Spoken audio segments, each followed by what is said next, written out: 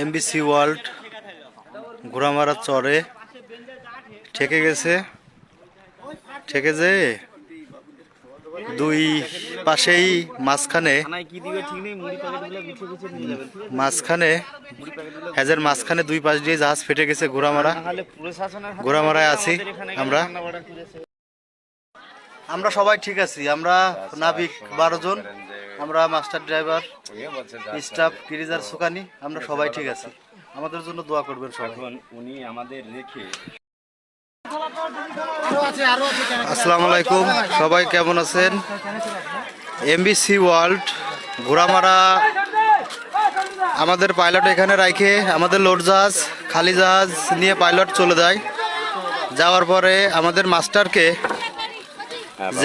যেভাবে বলা হয়েছে মাস্টার সেভাবে আসছে। আমাদের জাহাজটা ঠেকে গেছে, ভাটায় পানি কমে গেছে। আমাদের জাহাজটা মাঝখান থেকে ফেটে গেছে। অনেক চিল্লাচাল্লা করার পরে, বাঁশি দেওয়ার পরে ঘোড়ামারা কিনারের লোকজন ভাইরা আমাদের উদ্ধার করছে। আমাদের উদ্ধার করে নিয়ে আসছে। প্রশাসনের লোক বলতেছে কিনারে উঠতে দেওয়া যাবে না। তাহলে আমরা কি মরে যাওয়ার পরে কিনারে উঠবো? এই যে কিনারের লোকজন, আমাদের কিনারে উঠতে দিচ্ছে না। জেলে ভাইরা খুব ভালো। আমরা দুপুরে কিছু খাইনি, আমাদের জন্য খাবার নিয়ে আসছে। বলছে দাদা আপনাদের কোনো টেনশন নেই।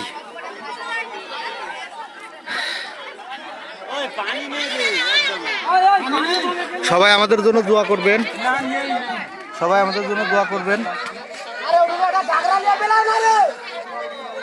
আল্লাহ আমাদের হায়াত দান করুক। সবাই দোয়া করবেন।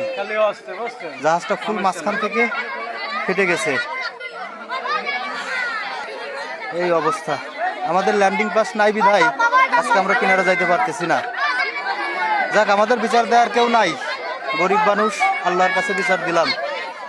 আল্লাহ ভরসা। সবাই দোয়া করবেন আমাদের জন্য। আমরা ঘোড়ামারা দ্বীপে আছি।